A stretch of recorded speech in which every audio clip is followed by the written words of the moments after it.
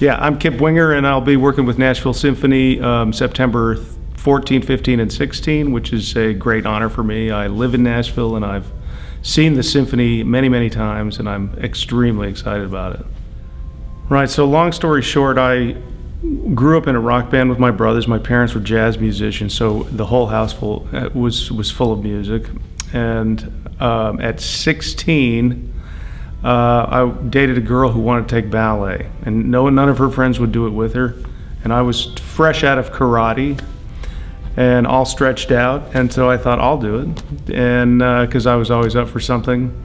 And I took to it like a duck to water. I walked in and I heard Tchaikovsky, and usually I was listening to Led Zeppelin, and it was live music. The pianist was playing live, and I was hooked immediately. And the athletic part of it as well. So I did that for a few years, and actually I still take class from time to time. It's an amazing exercise. So through those years, I got introduced to Debussy, Ravel, all the Impressionists, and then further back Brahms and Beethoven and all of that kind of music.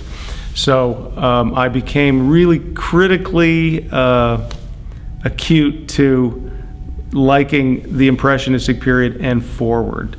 I started writing this piece, not knowing what it was actually, but at the time I was reading all this information about Nijinsky, because I've always been fascinated by his life and his dancing, of which there's no footage, you can't see. There's a tiny bit of footage on YouTube that you can see, and even in the split-second moment you can see how great of an artist he was. So while I was reading all these, the Nijinsky diaries and several other books, I realized about 1/3 of the way through the piece that I was conversing with what I was imagining was Nijinsky.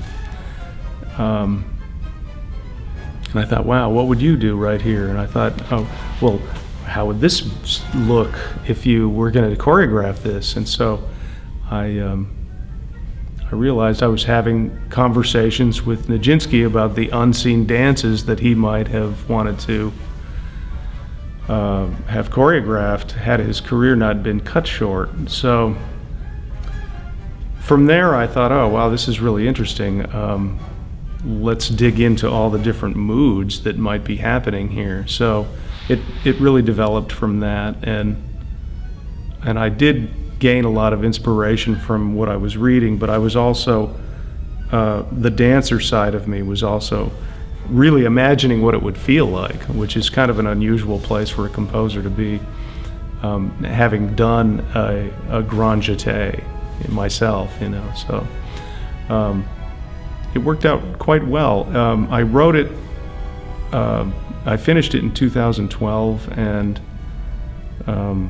was lucky enough to get a recording of it with San Francisco Ballet Orchestra at Skywalker Ranch, which was amazing. And then we had a #1 with the album, and I've never had a #1 in my rock career. So I was thinking, well, this is working out pretty well.